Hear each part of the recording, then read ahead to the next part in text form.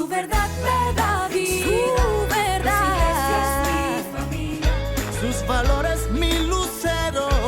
Que lo sepa el mundo entero. Que yo estoy siguiendo sus huellas. Siguiendo sus huellas. Siguiendo sus huellas. Siguiendo sus huellas.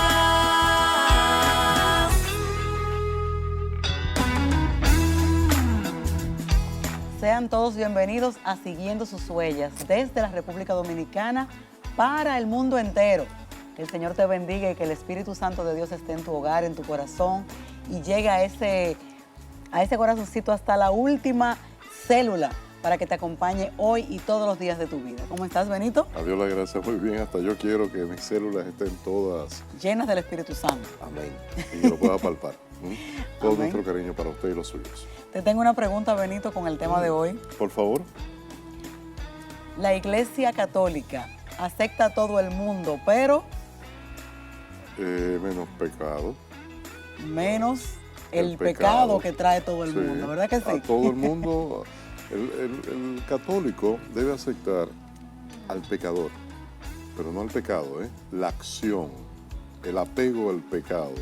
Eso es lo que repele. El Señor nos quiere humillados, pero el Señor no se olvida de su amor por mí. El Señor sabe que yo soy un pecador. Todos los días meto la pata, todos los días me equivoco, pero el Señor ve que yo tengo ese corazón contrito de, papá Dios, perdóname, porque el pecado vive en mí.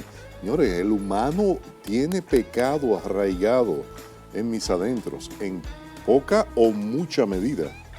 No se equivoque. Ahora tenemos nosotros la obligación de repeler el pecado, de evitarlo, de no ser atraído por él y yo querer convivir con el pecado, porque caemos. Pero el tema es cómo nos levantamos. Y hoy tenemos cátedra de lo que estamos viviendo en este momento en nuestra Iglesia Católica. La Iglesia bajo fuego cruzado. Monseñor Víctor Masalles nos compartió una charla sumamente edificadora porque hizo un recuento, señores, como en 45 minutos de la historia de la Iglesia completa. De verdad que nosotros tenemos un privilegio de tener a Monseñor Masalles en nuestra Iglesia Católica Dominicana. Y en esa charla, entre otras cosas, por ejemplo, hay un problema y es que los que disienten de la Iglesia y de su doctrina no se van. Antes se iban. Martín Lutero, no, que a mí no me gusta esto, aquello, me fui. Calvino, me fui. Todo el mundo se iba, pero ahora no. Ahora se quedan dentro. Y entonces dicen ser católicos y empiezan a hablar de una doctrina distinta a la que Jesucristo nos dejó y a lo que es la doctrina de la Iglesia a través de los años. Ese es uno de los problemas. Y él va a hablar un poquito sobre eso. Todo el tema del modernismo. Mucho. Y el tema de la ideología de género. Dime de la bendición de las uniones homosexuales. Todo este pleito que generó ese tema. Miren, quedarme dentro de una comunidad, pero no para yo contribuir, sino para ser un ente disidente, es lo peor que puede existir en esta vida. Yo estoy aquí no para aportar, sino para criticar. Y eso es lo que estamos viendo hoy en día. Nuestra Iglesia Católica, para hablar de nuestra Iglesia Católica, hay que tener una buena y extensa formación. ¿Está usted trabajando para formarse como un buen católico, para poder, Señor, estar lleno y poder decir que nuestra historia, aunque pecadora, porque nuestra Iglesia ha sido, óigame, en 2030 años, muchas situaciones pecadoras, atacada, pero llena de amor. Amén. Bienvenidos a Siguiendo sus huellas, un programa con mucho para usted. Así es, gracias a la comunidad que nos llevó a Monseñor Masalles y vamos a disfrutar de esta charla que estuvimos en nuestra parroquia El Buen Pastor hace unos días para que usted la disfrute. Bienvenidos al Siguiendo sus huellas de esta semana.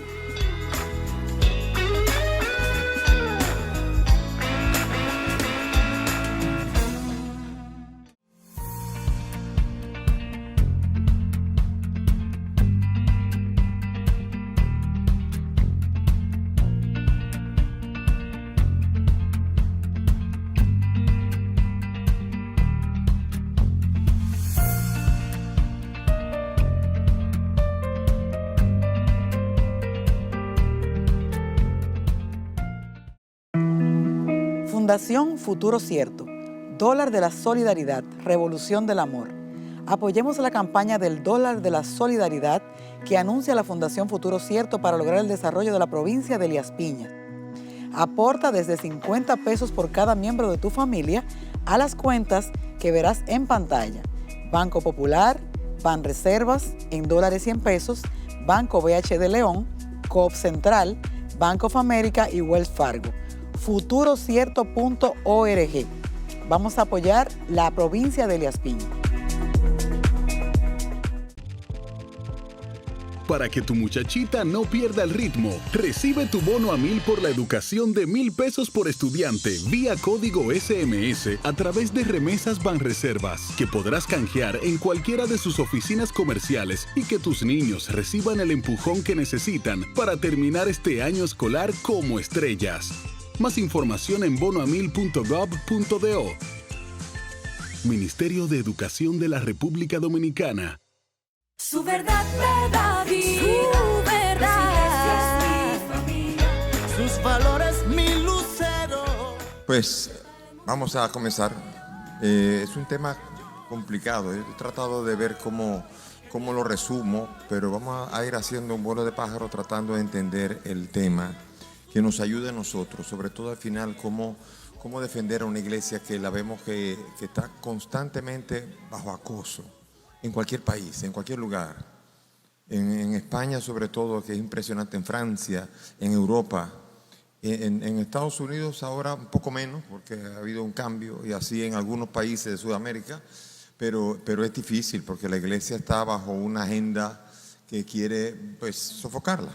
Entonces Jesucristo tuvo como proyecto la iglesia. Le dijo a Pedro: tú eres Pedro, y sobre esta piedra edificaré mi iglesia, y las puertas del infierno no prevalecerán sobre ella. Hay algunos hermanos separados que dicen que cuando está hablando de la piedra es la confesión de fe. No es así. Aquí está hablando, cuando está hablando de tú eres Pedro y sobre esta piedra edificaré la iglesia, después dice te daré las llaves. Está hablando a Pedro, no está hablando de la confesión, no está exaltando la confesión, sino a Pedro. A Pedro le está dando todo un encargo, y además le dijo en Lucas 22, Simón, Simón, mira que Satanás ha solicitado el poder de cribarte como trigo, pero yo he rogado por ti para que tu fe no desfallezca, y tú cuando hayas vuelto confirma a tus hermanos.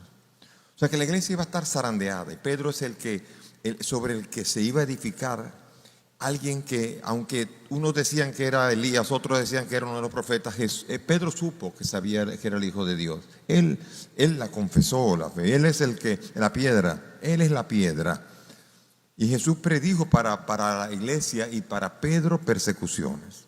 Por eso yo le llamo a la iglesia lo que dije, 5 características. Una, santa, católica, apostólica y perseguida. Es perseguida. Esa es su característica. Protestantes, comunistas, masones, feministas, el lobby LGBT, los políticos de izquierda, todos las odian, todos odian a la iglesia. Todo el mundo odia a la iglesia, es impresionante. Entonces, hay gente que dice, yo no creo en la iglesia.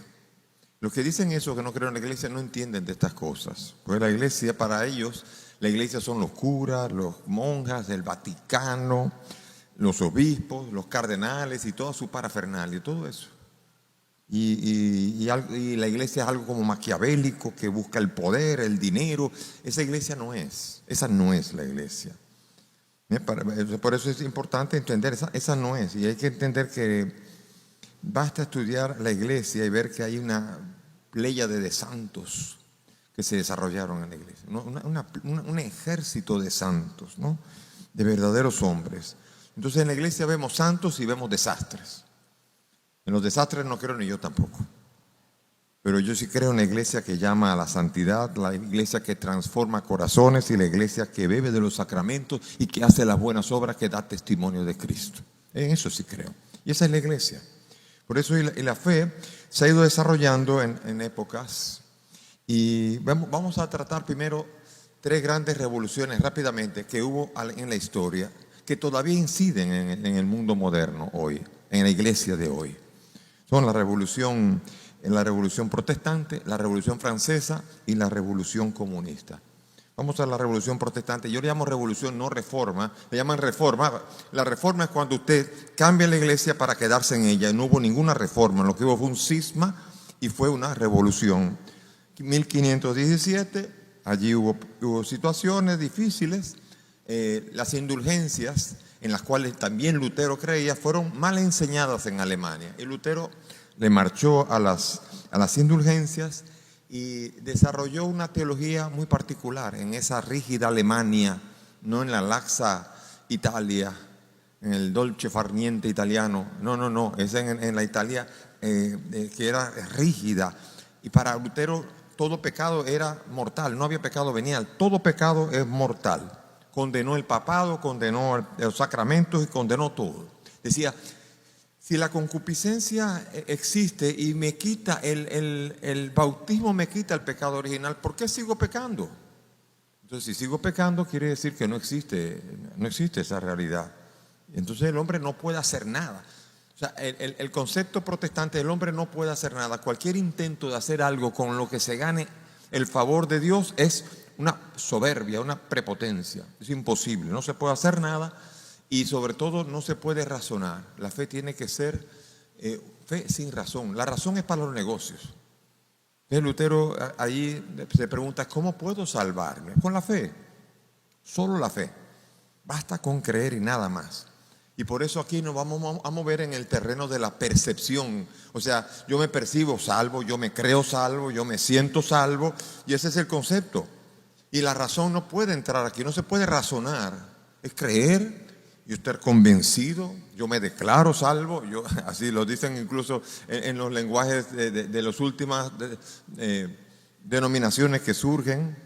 Entonces, la iglesia luterana, la burguesía luterana, que tenía que pagar tributos a Roma, vio en eso una oportunidad para montar la iglesia alemana y separarse de Roma, y le apoyó completamente.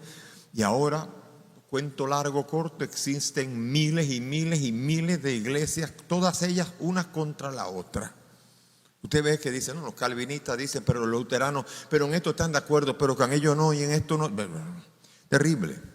Se separaron de la iglesia, y al separarse de la iglesia pierden el carácter de la fuerza de la iglesia, de la unidad. Ya no es una iglesia una, es un paso de la iglesia a solo con Dios. Con Dios me confieso, con Dios hago todo y ya. Eso es básicamente la revolución protestante. La revolución francesa, que también en la historia nos la han enseñado mal. No voy a poder enseñarla aquí, pero aquí no, es una de las más sangrientas de todas. En realidad fue un grupo de pensadores que la fue elaborando. Rousseau, Voltaire, Montesquieu y unos cuantos más fueron elaborando pensadores.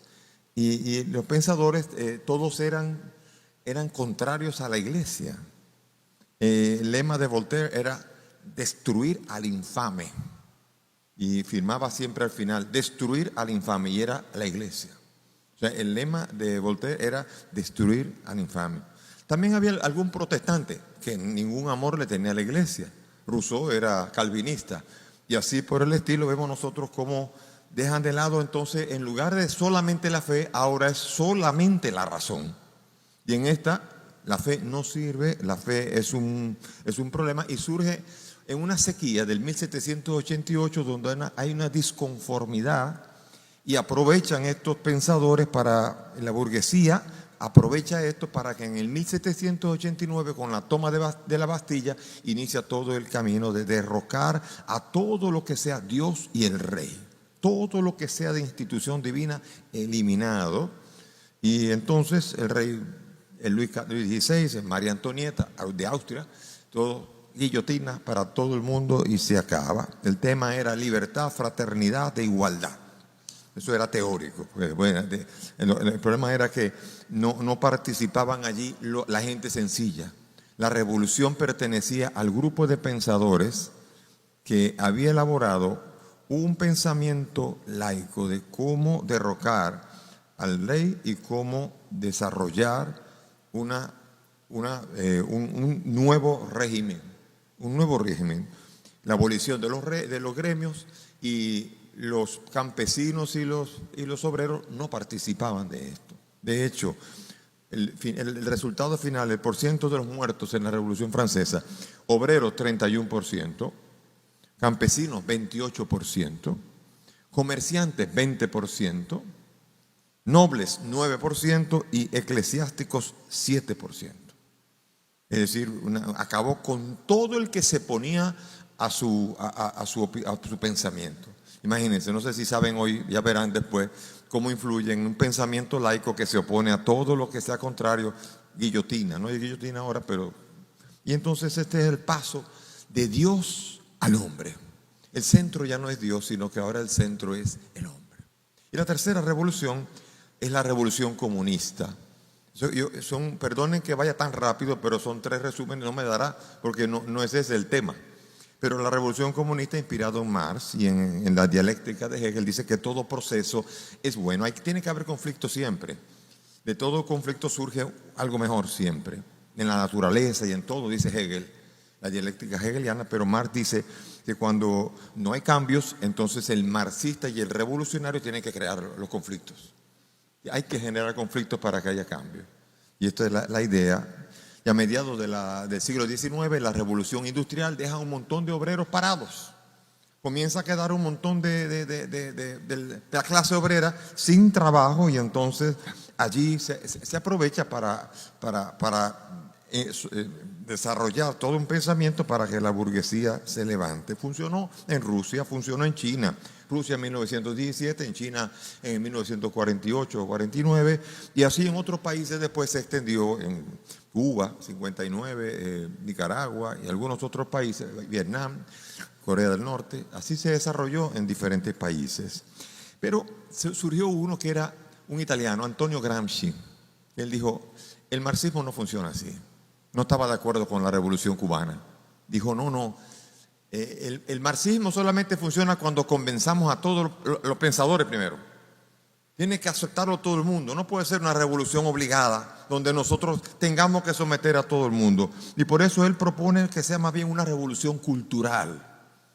Tiene que desarrollar el sentido común de los no pensadores. Y tiene que ser de esa manera. Y por eso él va a ser muy influyente en lo que va a ser el cambio cuando el comunismo se caiga en el 1990. Va a ser esencial el reciclaje hacia el marxismo cultural, que es el reciclaje que va a ocurrir. Eso entonces es un paso del hombre al Estado. Uno es solo Dios, el otro es solo la razón y el otro es solo el Estado. Esas 3 revoluciones van a incidir mucho en lo que va a ser la vida de la iglesia. Porque esas revoluciones van a ir caminando en paralelo. Estos caminos por separado, todos contrarios a la iglesia y todos sobre todo contrarios a la iglesia católica, se van a infiltrar en el catolicismo. Los ideales de la Revolución Francesa, en el liberalismo, propugna por la libertad. Él dice, no, la libertad es lo único que necesita el hombre. La libertad es un fin en sí mismo. El hombre tiene que hacer todo lo que él quiera siempre y cuando respete al otro. Esa es la idea de la revolución, del ideal de la Revolución Francesa que desarrolla el liberalismo. Una libertad, claro, que es obligatoria. Es una igualdad que es muy desigual y también una fraternidad que es solamente en algún grupito. Porque después el lema es muy bonito, pero en la práctica no ocurre nada. Es pensamiento laico, solo la razón, nada de religión. La religión reprime. La religión reprime al ser humano y tiene que eliminarse. Todo lo que son dogmas, todo lo que son mandamientos, todo lo que es religión tiene que eliminarse. Va a haber alguien que va a juntar todo esto, porque vemos nosotros que son 3 frutas diferentes, pero hay alguien que va a ir agarrando todo esto, va a juntar todo esto y va a hacer un batido. ¿Cómo le dice un verde? ¿Cómo que dice? Sí. Y entonces va a mezclar todo. Y son los grandes poderes que van a surgir a mediados del siglo XX, que son los grandes son Rockefeller y Rothschild.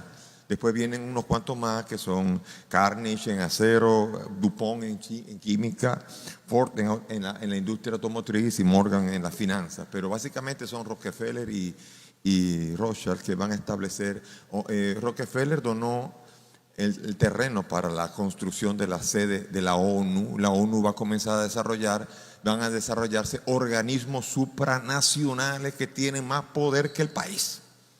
Y esto es toda una estrategia. Porque la estrategia es, hay que dominar al mundo, y hay que disminuir la población, hay que un deseo y una obsesión por dominar el mundo. Y estas organizaciones van a ser los instrumentos para eso. A eso se va a añadir lo que se va a llamar la revolución sexual. El famoso mayo del 68 en París y después posteriormente en Nueva York, va a haber la revolución sexual, donde va a comenzar el reclamo de que el liberalismo tiene que también ser un liberalismo sexual. Los jóvenes tienen el derecho de tener, y ahí comienza lo que se llamará la revolución sexual, aprovechada por todo este grupo de poderosos y también aprovechando otro movimiento que se va a llamar el movimiento feminista. El movimiento feminista, ven cómo van mezclando todo, y voy a explicar ahora todos juntos cómo funciona. El movimiento feminista comenzó muy bien en el siglo XVII y XVIII, buscando la igualdad del hombre con la mujer en los derechos. Después pudieron votar, pudieron ser así, cada vez pudieron ganar más derechos. Pero después el feminismo radical, por ejemplo, de Simone de Beauvoir, que comenzó a desarrollar lo que se llama la tercera ola del feminismo, en donde va a comenzar va a comenzar a proponer eliminar el lenguaje binario. La mujer no nace, se hace. Así que usted no tiene sexo, usted nace sin sexo y usted lo van construyendo. Usted es varón porque le dieron carritos y todo y lo enseñaron, y usted es hembra porque le dieron muñequitas, eso dice. Y eso va a ser aprovechado también, porque la cuestión es normalizar la homosexualidad, siempre tratando de dominar la población mundial, tratando de homosexualizar al mundo. Si usted logra que la mitad de los matrimonios del mundo son homosexuales, usted está reduciendo la población del mundo. Si además le mete el aborto, además le mete todo lo anticonceptivo y todo lo que sea posible para evitar la población, usted va a disminuir. Ese es el problema entonces. Pero, pregunta, ¿y la iglesia? En el último discurso del Papa León XIV, en el cuerpo diplomático, me encantan sus palabras. Fue un golpe para todos los que esperaban que la iglesia siguiera el curso del lenguaje binario. Y las palabras de él fueron estas. León XIV dijo así: es tarea de quien tiene responsabilidad de gobierno aplicarse para construir sociedades civiles armónicas y pacíficas. Y esto puede realizarse sobre todo invirtiendo en la familia, fundada sobre la unión estable entre el hombre y la mujer, bien pequeña, es cierto, pero verdadera sociedad y más antigua que cualquier otra. Eso fue como un golpe fuerte. Y bueno, así vemos nosotros que todo este plan es reducir la población. Y esto está manejado por las grandes industrias. La industria de la pornografía. ¿Saben cuánto deja en Estados Unidos nada más de beneficios después de pagar impuestos la pornografía? Beneficios de 117 mil millones de dólares. Un mega negocio. Y es aprovechado para hipersexualizar a las escuelas, producir lo que se llama la generación idiota, como dice Agustín Laje, y así manejar los medios, adoctrinar a los niños. Todo esto con la finalidad de dominar el poder y manejar la población. Después está la industria del alcohol, que es famosa ya, la industria de la droga, el narcotráfico, la industria farmacéutica, que esa es otra de las grandes. Allí se venden preservativos, hormonas para cambiar, todo, hay de todo allí. Y también la mega industria del aborto. Todo eso está alrededor de todo. Entonces, por esto, en Occidente hay un problema serio, que es que ese lobby se comienza a infiltrar en las curias. Y hay lo que se llama una teología de ruptura. Ruptura significa, hay una tradición en la iglesia. Una tradición que se llama la enseñanza del magisterio, que es la escritura y la tradición. La tradición es lo que se enseña durante 2000 años. Y de repente en la iglesia hay teólogos que comienzan, influenciados por esto, a hablar de la ideología woke, y comienza a decir, no, aquí hay que cambiar esto, hay que romper con esto. Y de repente, después de 2000 años de enseñanza, quieren hacer una teología de ruptura con la tradición. Rompamos con la tradición, vamos a hacer algo nuevo, que solamente así la iglesia se va a llenar de nuevo. Y viendo cómo ha ocurrido en las iglesias donde han hecho esto, vemos que las iglesias se han vaciado y a pesar de esto hay un grupo, un sector que insiste en seguir haciendo un desarrollo de pastoral que rompe completamente con la tradición y se transforma en una dictadura. Eso es lo terrible. Después también están las bendiciones ambiguas. Estas famosas bendiciones, no se puede bendecir lo que Dios nos instituyó, no se puede bendecir la unión entre personas del mismo sexo. Hay que bendecir homosexuales, sí, a los homosexuales hay que bendecirlos, en cuanto a tales hay que bendecir a cada persona, pero no se puede bendecir una unión. Y la presencia marxista también entró en crisis. Después del Concilio Vaticano II, bueno, el Concilio Vaticano II se cayó, no quiso condenar el comunismo, que debía haberlo hecho, para tener buenas relaciones con el mundo bloque soviético, y no quiso condenar el protestantismo porque quería al revés, transformó la liturgia en una liturgia más cercana al protestantismo en lugar de alejarse de ella, ¿no? Entonces, aquí hay el problema de que se trató de eliminar el marxismo de los seminarios y de la iglesia, promoviendo las sectas de América Latina. En los años 70 y 80, las sectas de América Latina eran promocionadas por el presupuesto de los Estados Unidos, hasta que finalmente, como no funcionó, en vez de sectas protestantes se cambió a las ONGs. Vamos a tratar con las ONGs que van a desarrollar lo que va a hacer esto, ¿no? Entonces, la ideología de género, la ideología woke, vamos a comenzar por allí. Ese es un desafío grande. Es un sistema basado en una idea, no en la realidad. Es una evolución, como hemos visto, es una fusión del marxismo con el liberalismo, y todo junto.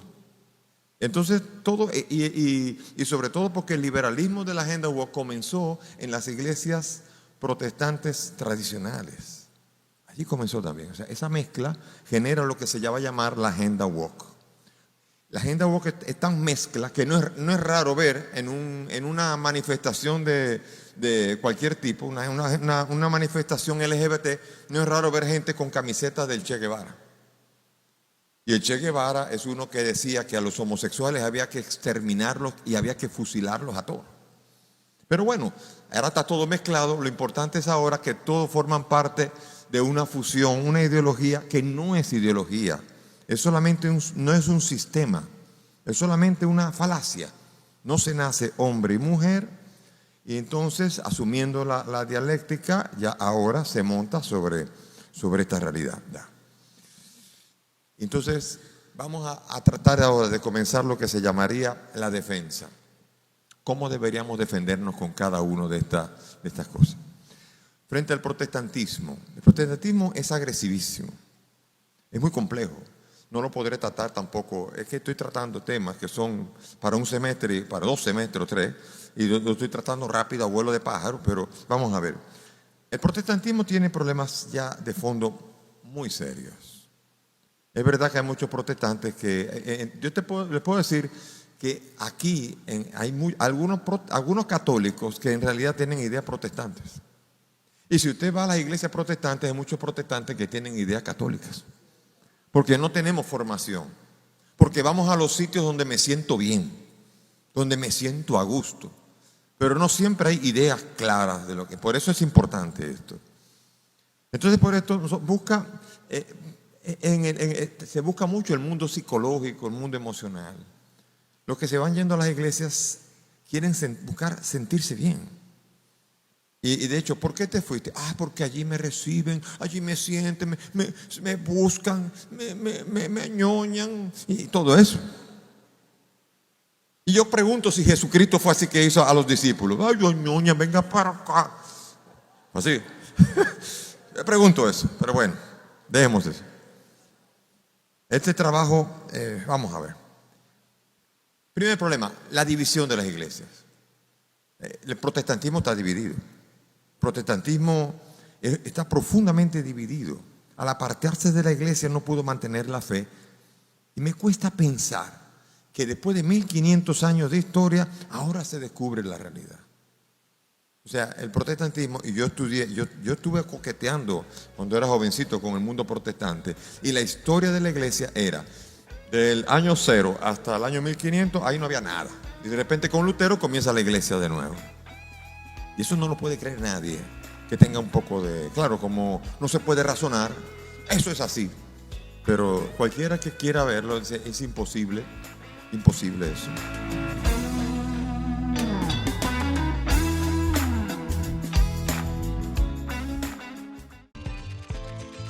Para que tu príncipe no pierda el ritmo, recibe tu bono a 1000 por la educación de 1000 pesos por estudiante vía código SMS a través de Remesas Banreservas, que podrás canjear en cualquiera de sus oficinas comerciales y que tus niños reciban el empujón que necesitan para terminar este año escolar como estrellas.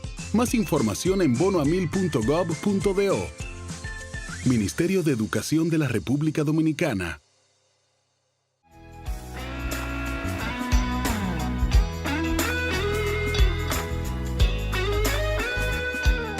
Y Lutero dice que cada bautizado se hace papa. O sea que él es su autoridad. No hay nadie sobre él. Y eso pasa. Por eso es que cada uno, de repente, un inspirado crea una nueva iglesia. Y no le importa decir que esa es la iglesia apostólica. Y él se autodenomina apóstol y todo lo que quiera. Impresionante. El protestantismo nace de las controversias que solamente tienen sentido a la luz del catolicismo. Sin catolicismo no habría protestantismo. No podría haber. No existiría, porque nace en el seno de la iglesia y el protestantismo solamente cobra vida en referencia al catolicismo. No, porque ustedes dicen eso, pero la Biblia, no, ustedes dicen eso, pero Roma dice, pero. Así. Por eso, punto.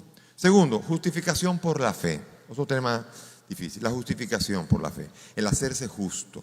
Justo en la Biblia es el que cumple los mandamientos de Dios, es el justo, el que cumple la ley. Entonces, claro, el problema es que la justificación fue uno de los temas centrales de la discusión del protestantismo con el catolicismo. Romanos 3:28 dice, porque pensamos que el hombre es justificado por la fe sin las obras de la ley. Aquí está hablando San Pablo de que por un lado está el judaísmo y por el otro el cristianismo. No por las obras de la ley, sino por la fe en Jesucristo. Eso no quiere decir solamente fe. Pero ¿qué pasó? Que Lutero le añadió una partícula en el alemán. En el alemán, y solamente está en la Biblia, en la Lutherbibel de Lutero, aparece en el alemán, dice, allein durch den Glauben. Solo por la... Allein es solo, only, solamente. Y solamente por la fe. Le añadió el artículo, la partícula monon. No, monon no, eso es en griego, es allein. No está ni en griego, ni en francés, ni en español, ni en alemán católico, ni en alemán protestante. En ninguna otra Biblia está la partícula allein, solamente en la Biblia de Lutero. Él le añadió, y sobre esto se funda la base de la dogmática luterana, de que solamente creyendo, yo soy un pecador, yo no puedo convertirme en algo bueno, por lo tanto, cree aunque peques, y si tú crees, ya Dios te declara justo. Y la justicia será solamente declaración. Claro, el problema es cuando tú dices, bueno, ábrame la Biblia, y tú le dices a un protestante, ábrame la Biblia en Santiago 2:24. Santiago 2:24 dice así. Dice, ya ven cómo el hombre es justificado por las obras y no solamente por la fe. Eso golpea a un protestante. Entonces la pregunta es, ¿y qué hizo Lutero con esto? Lutero tradujo la Biblia, Santiago. Y cuando lo tradujo, dijo, nicht durch den Glauben allein. No solamente por la fe, poniendo al principio Biblia contra Biblia. Durch den Glauben allein, nicht durch den Glauben allein. Solo por la fe, no solo por la fe. Entonces, ¿cómo se soluciona? Fácil. ¿Qué hizo Lutero? Eliminó Santiago. Santiago no está inspirado. Fuera. Después, los protestantes vuelven a poner, Calvino, Zwinglio, Hus y todo, vuelven a poner otra vez a Santiago Y siguen diciendo que es sola fe, y en ninguna Biblia de ellos está solamente la fe. O sea que está basado sobre un principio falso. Y sobre eso está toda la dogmática luterana. Eso es lo grave. Después, el primado de Pedro. Pedro, el papado. Ese es otro de los que no soportan. Pero a ellos les encantaría que no tuviera Mateo 16. Yo te digo, tú eres Pedro, sobre esta piedra edificaré mi iglesia. Hay algunos que salieron diciendo, no, esto quiere decir, Pedro y piedra no son lo mismo. Pedro y piedra son masculino y femenino. No le va a decir a Pedro piedra, Petro, tú eres el pedrusco. Es hablando el juego del masculino y femenino. Pero aquí dice, no. Lo que pasa es que como es femenino, eso quiere decir que eso es la confesión. Decir que Jesús es el Hijo de Dios. Sobre esa piedra se va a edificar la iglesia. Entonces después cuando dice, el problema es que después viene, a ti te daré las llaves. ¿A quién? ¿A todo el que confiese? ¿O a Pedro? A Pedro. A ti te daré las llaves. Todo lo que ates en la tierra quedará atado en los cielos, y todo lo que desates en la tierra quedará desatado. Imposible pensar que el versículo 18 y 19 no están ambos refiriéndose a Pedro. Y ese es el problema. Si ese es Pedro, ya está. Sobre esa piedra, Pedro, se edifica la iglesia. Eso no hay mucho que discutir. Solo que cuando tú discutas con un protestante, él te va a cambiar el tema. Y trata de volverlo allí otra vez. Porque lo que pasa es que en las discusiones, cuando te ven fuerte en un tema, te lo cambian. Entonces la Virgen María, o te van a cambiar a otro sitio. Entonces tú dices, no, vuelva para acá, seguimos con el tema. No le gusta seguir con el tema, porque cuando ven que usted está fuerte con el tema, le tienen miedo a los temas, al católico que habla con claridad de su tema, ¿no? Después está la Eucaristía, imagínense. La Eucaristía no hay mucho que decir, en el sentido, vamos a ver, capítulo 6 de Juan. Allí está todo. Yo soy el pan vivo bajado del cielo. Si uno come de este pan, vivirá para siempre. Y el pan que le daré es mi propia carne. El que come mi carne tiene vida eterna. Fago, usa el verbo en griego fago. Fago es comer. Hay varios verbos para el comer en griego. Uno es fago. Fago es como, imagínense el Pac-Man. Eso es fago. Eso es una pastilla. Eso es fago. Y ellos preguntan, ¿cómo puede darnos de comer? Fago. Entonces él dice, bueno, el versículo 54 cambia el verbo. Ya no usa fago, usa el verbo trogon. El verbo trogon es masticar. Hasta en ese momento podía pensarse que era simbólico, pero ahora cuando él dice, no, es que el que no me mastica no tiene vida. El que mastica mi carne y bebe mi sangre tiene vida eterna. El que mastica mi carne, también yo vivo por el Padre, y el que me mastique vivirá por mí. Y ahí dijeron, no, porque allí habló literalmente. Allí fue donde dijeron, ese mensaje es muy duro. Ellos entendieron que era literal. Ellos entendieron que estaba hablando de que la Eucaristía era literalmente no, literal no, porque no es ni literal ni es simbólico, es real. Presencia real. Y por eso se fueron. Y si Jesucristo hubiera hablado literal, simbólicamente, y se le va a la gente, ellos se van, porque dicen que es muy duro el lenguaje, pero si era simbólico, ¿qué habría hecho Jesús? Habría corrido detrás de ellos. Señores, ¿para dónde van? Vuelvan para acá. Es simbólico. ¿Por qué lo cogen así? ¿Por qué lo cogen que es literal? Vengan para acá. Ay, hombre, estoy hablando simbólico. Vuelan para acá. No, hizo eso. No. Él se volteó a los suyos y le dijo, ¿también se quieren ir? Váyanse. Así, claro, literal. Se marcharon. Y él no salió a buscar. Y lo más fuerte de todo es que los padres apostólicos, ¿saben quiénes son los padres apostólicos?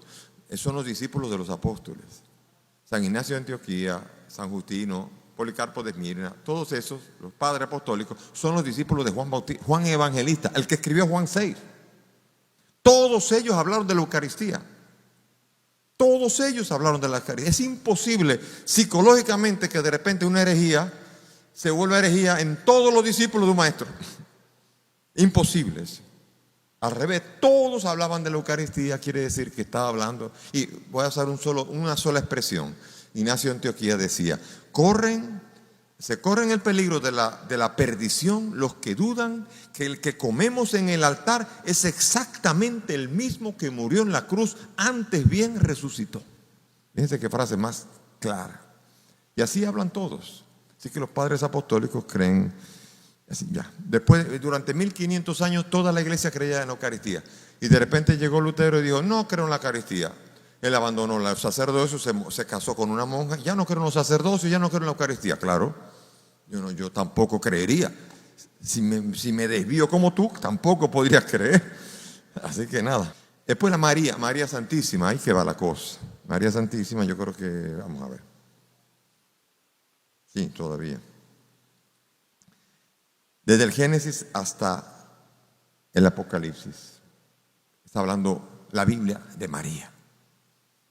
Dice, Génesis, pondré enemistad entre ti, ¿a quién está hablando? A Satanás, entre ti y la mujer, entre tu linaje y su linaje, el de la mujer, y él te pisará, el descendiente, te pisará la cabeza. Y no está compitiendo María, es la madre. Después viene, hay un montón, voy a citar 3 nada más. Isaías 7:14, he aquí una señal, una mujer que está encinta que dará luz, una virgen. Dará luz a un hijo. Esa es una señal. María. Después Miqueas 5:2 que dice, por eso el Señor los abandonará por el momento hasta que llegue la que ha de dar a luz al que es Salvador del mundo.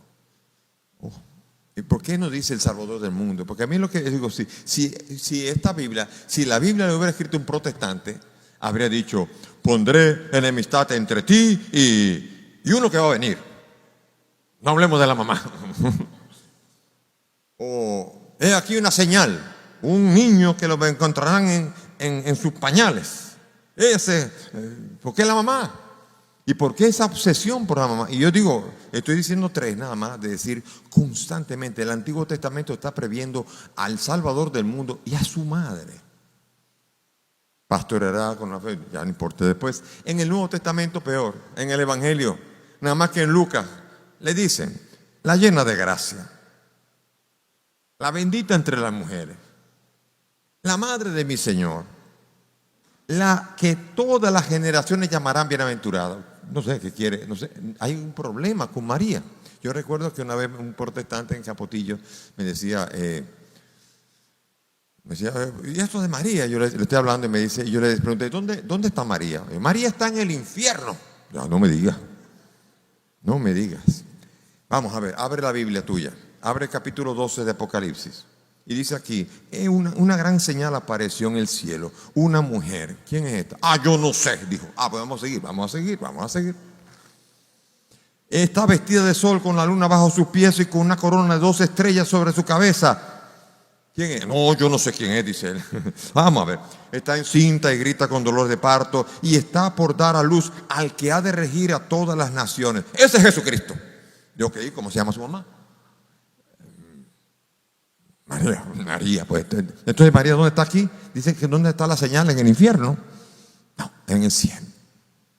Y él mismo se tuvo que callar porque hasta en el Apocalipsis se nos presenta la consumación del tiempo con María en la gran liturgia del cielo, en donde estaremos todos, y María, la madre del Señor, la que todos llamarán bienaventurada, adorarán al Cordero su Hijo, porque seguirán haciendo lo que Él les diga, como dijo María en la boda de Caná.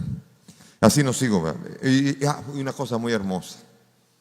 Hay una oración católica que todo el mundo creía que era en latín, el original. Es Subtum Presidium.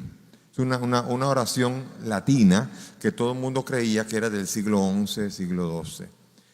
Excavaciones recientes de hace varias décadas encontraron nada más y nada menos que esta oración en un texto que data entre los años 200 y 250 después de Cristo en griego. O sea que la oración original apareció en griego. Y miren la oración para que vean. Imagínense en el año 200 que alguien diga una oración así. Bajo tu amparo nos acogemos, Santa Madre de Dios. No deseches las súplicas que te dirigimos en nuestras necesidades. Antes bien, líbranos de todo peligro, oh siempre Virgen gloriosa y bendita. Ay.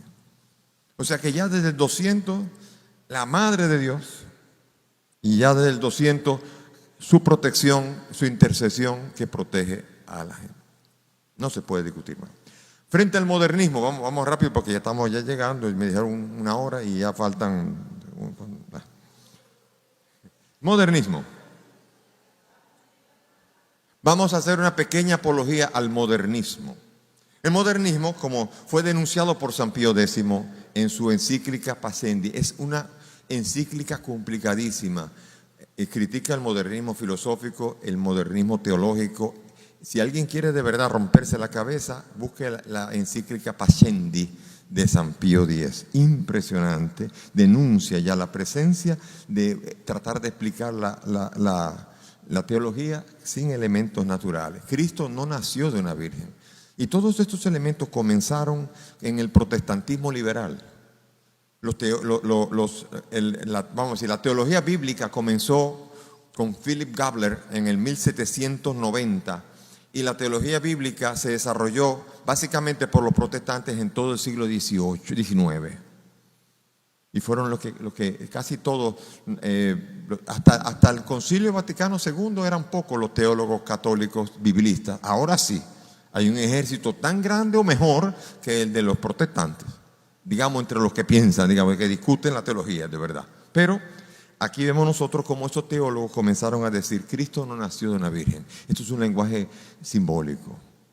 Ella era virgen, de la pureza, de María, pero no pudo haber nacido de una virgen. El modernismo trata de explicar todo así. Y hay mucha gente aquí todavía que explica así, dice, no puede ser.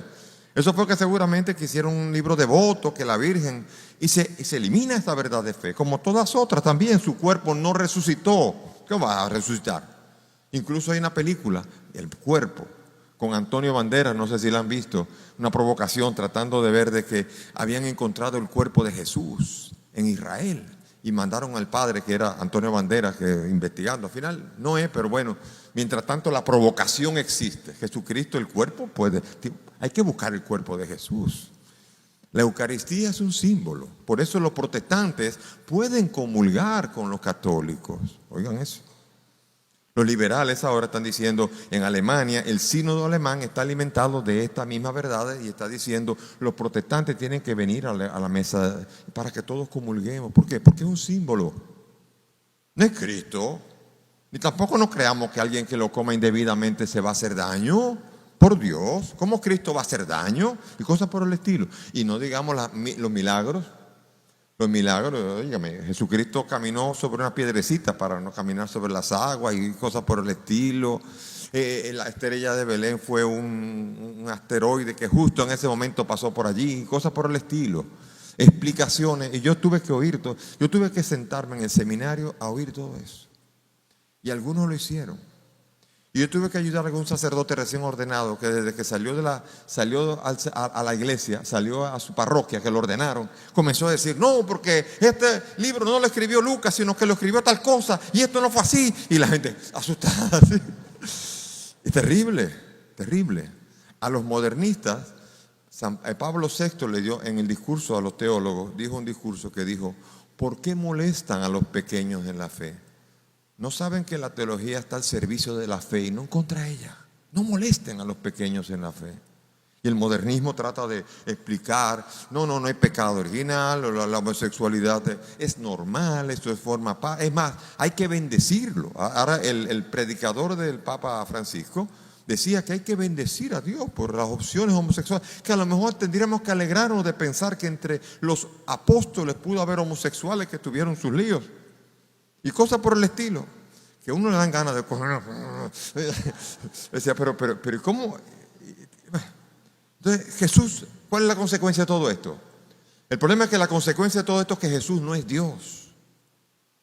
La homosexualidad, eso fue en esa época, hace 2000 años, pero estamos en el siglo XXI, por Dios. Ahora sí, ¿qué quiere decir esto? Que las enseñanzas que dijo Jesús no son ciertas, o sea, no son eternas. Quiere decir que Él no es Dios. Aquello de el cielo y la tierra pasarán, pero mis palabras no pasarán, eso no. Y Jesús no es Dios, y si Jesús no es Dios, imagínense, Jesús no resucitó. ¿Dónde está la fe? ¿Dónde está la fe? No hay fe. La muerte, me imagino, de alguien así que no espera la salvación, entonces es terrible. Si Cristo no resucitó, nuestra fe es vana. La muerte de Cristo fue absolutamente innecesaria. ¿Para qué murió en la cruz? Si total, todo es todo y nada es nada en la vida, ¿a qué vino a morir Cristo? Es más, pues, habría sido bonito que bajara para que hiciera una exhibición por lo menos, ¿no? Entonces no se entiende, el mensaje de Jesucristo no se entiende. El modernismo está más presente de lo que se imaginan entre los que estamos aquí.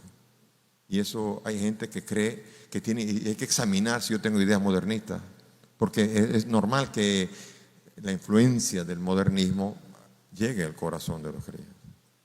Y vamos a hacer una apología de la ideología de género, que ahí también hay mucha gente. No hace falta mucha discusión. No hay cosa más irracional que la ideología de género. Nada más irracional.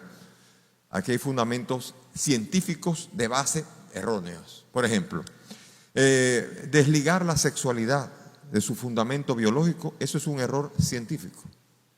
O sea, que basar un discurso en esto es basar el discurso en un error científico. Segundo error científico es centrar la atención para poder establecer las normas, centrar la atención en los casos límites y en los casos patológicos y convertirlos en regla. Eso es lo que hace la ideología de género. Ustedes no han oído hablar de la frase que dice, la excepción hace la regla. Ah, no, aquí no. Aquí es al revés. Aquí la excepción es la regla. Es la regla.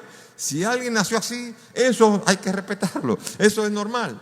Todo es normal. Entonces, ese es el problema de que tiene una base científica equivocada. Pero también tiene errores jurídicos graves. Por ejemplo, le da poder jurídico a una percepción.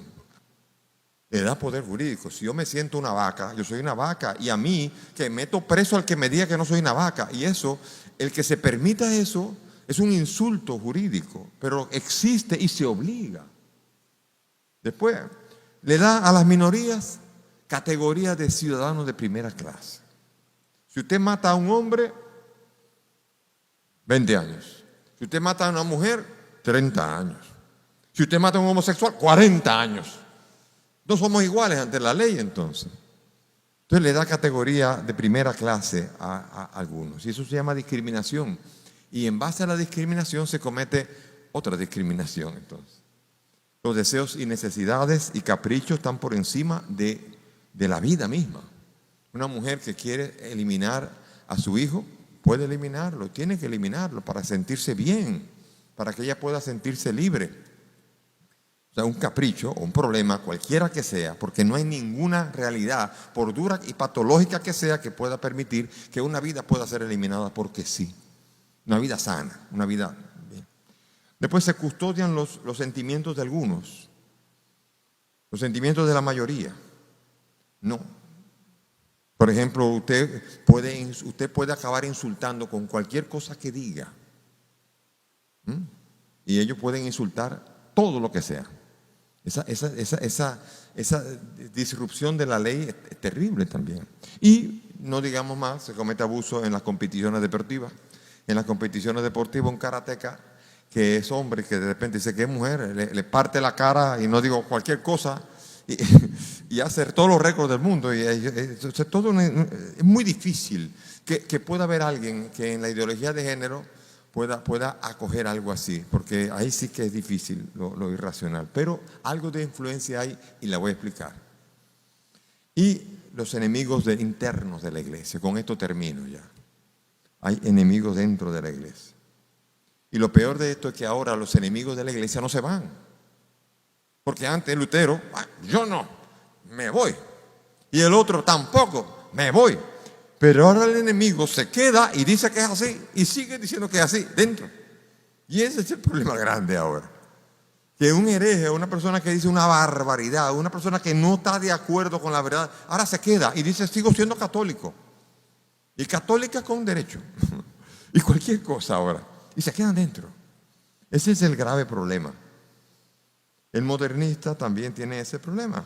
Aborto, normalización de la homosexualidad, matrimonio homosexual, abolición del celibato, misas presididas por laicos, ordenación de mujeres, ordenación protestantes puedan comulgar, pecado mortal no existe, y crean un cisma en la iglesia, pero no se van. Y entonces hay gente aquí que no cree en verdad de la iglesia y dice, pero yo soy católico.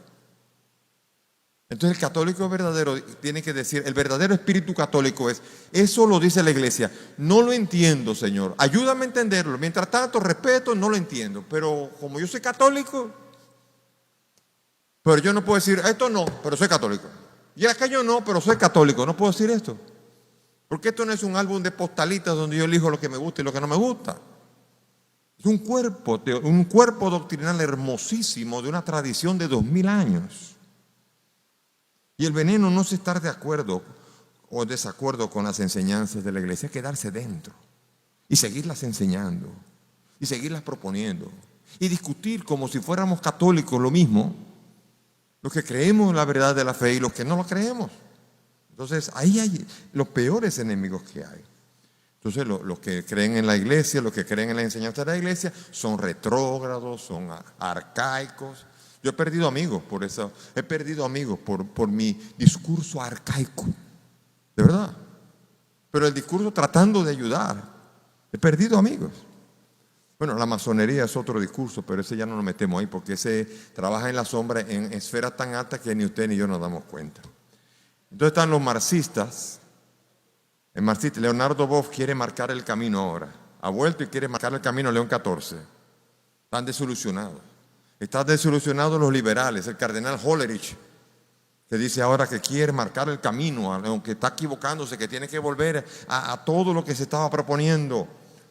Está James Martin, el padre James Martin, que está proponiendo que la iglesia continúe tendiendo puentes y que estamos seguros de que León XIV va a seguir tendiendo puentes. Sí, los puentes se tienen que tender, pero bien tendidos. No es que nada es nada en la vida. Entonces hay mujeres y hombres que he oído, católicos, muy católicos, que aceptan las causales y nunca las han racionado, nunca las han razonado. Y eso es influencia del liberalismo, influencia de la ideología woke y diligencia de millones y millones y millones de dólares de Soros and Company, metiendo y promoviendo el pensamiento en la iglesia católica. Y si usted le ha llegado ese pensamiento, por favor examínese y ayúdese para que trabaje, como dice San Pablo, con temor y temblor por su salvación. Filipenses 2:12. También hay quien dice, la iglesia condena a los homosexuales. No ha condenado a nadie la iglesia nunca. No, que la iglesia no quiere saber de los homosexuales. Eso no ha dicho nunca eso la iglesia. La iglesia tiene una doctrina bien clara sobre el homosexual. El homosexual está abierto, está bienvenido a la iglesia, pero hay reglas en la iglesia. No es lo que usted quiera. Y hay que tratarlo con acogida, sin discriminación, pero hay que vivir la vida. Hay una vida que tiene que vivir para vivir la santidad. Eso lo dice el catecismo de la Iglesia Católica. Y si hay una cosa menos discriminante que contra los homosexuales es el catecismo de la Iglesia Católica. Si hay una cosa discriminadora, de verdad, es decirle a un homosexual, sigue así, haz lo que tú quieras, que todo está bien, que se condene, y eso se llamaría falta de amor al homosexual. El amor pastoral, tampoco es condena. Acompañamiento, ayuda, pero esos puentes, parece que lo de James Martin y de León XIV son muy diferentes. Y la iglesia excomulga a los casados por lo civil. No, hay un tema, ahí hay una hora entera de trabajo. Sobre todo en ética sexual. A la gente le conviene que bajen la vara. Porque si bajan la vara, cuando me pase a mí entonces estaré bien. Hoy por mí, mañana por ti. Si a mi hija, es bueno que quiten el aborto para que la violen, porque si a mi hija la violan, ahora ya tengo el chance de poder hacer que... No hay que estar pensando primero que te vaya a pasar. Y segundo, hay que asumir la verdad evangélica para poder vivir la fe si tú eres católico. Conclusión. Si atacan tanto a la iglesia, algo debe tener. Aquello de el árbol que tiene frutos se le tiran piedra. Si fuera demoníaca, como dicen algunos, sería que el mundo está contra el demonio, así que está salvado el mundo. Si fuera demoníaca, como todo el mundo la odia, el mundo está salvado entonces, ¿verdad? Aquello de reino dividido. Algunas sectas llaman ramera, demoníaca a la iglesia. todos los poderes la atacan. Si fuera tan mala, el mundo estaría salvo. Porque si el mundo entero lo odia, es el mundo entero que odia al demonio entonces. Algo pasa. Y el mundo entero a quien odia es a Jesucristo y a todos los que le siguen. La línea que separa el actuar de un hombre pasa por el medio de su corazón. La verdadera batalla es en el corazón de nosotros, dentro de nosotros. Esa es la batalla. La batalla no está aquí dentro, en el corazón de cada uno. Y el peor enemigo, y el que más le duele al Señor Jesucristo, es el que se corrompe. Es el católico frío. Es el católico mudo. Es el católico cobarde. Es el católico influenciable y sin principios claros. Ese es el que duele al Señor. En fin, el que no vive y defiende lo que dice ser. Ese es. Si nosotros no defendemos nuestra fe, ¿quién lo va a hacer? ¿Quién lo va a hacer entonces? Si hay fuego cruzado en la iglesia, cierto. Hay fuego cruzado en la iglesia. Pero Jesucristo le aseguró a la iglesia victoria si persevera hasta el final. Termino con la cita de San Agustín.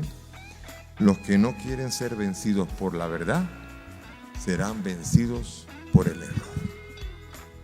Muchas gracias.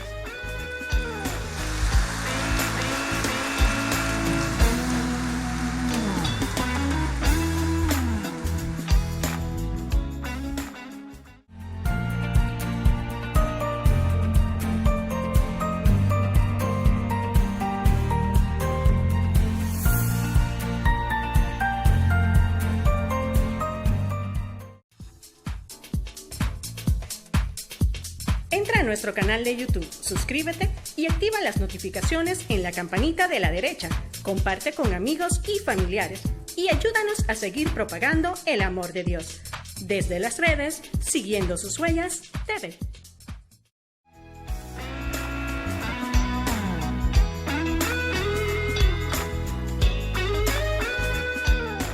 Gracias por haber sido parte nuestra en una hora de un contenido totalmente didáctico, pero muy espiritual. Nosotros nos preocupó mucho cuando estuvimos en la parroquia con el inicio de toda esta enseñanza. Yo quiero ver cómo Monseñor Masalles va a unirme esto que él está iniciando con el final. Señores, los años de espiritualidad, de conocimiento, de estudio en nuestra Iglesia Católica se sienten. Sea parte de nuestra familia. Búsquenos en las redes sociales. Llámenos, escríbanos, 809-620-4443. ¿Tiene usted un testimonio? ¿Tiene usted algo así contundente que el pueblo católico necesita, el pueblo cristiano, el pueblo creyente? Escríbanos, sea parte nuestra. Le invitamos a que se formen, busque los cursos de formación en su parroquia. Si no está asistiendo a la iglesia, este es el momento. Vaya a la Eucaristía en familia. Que el Señor le bendiga. Nos vemos la próxima semana.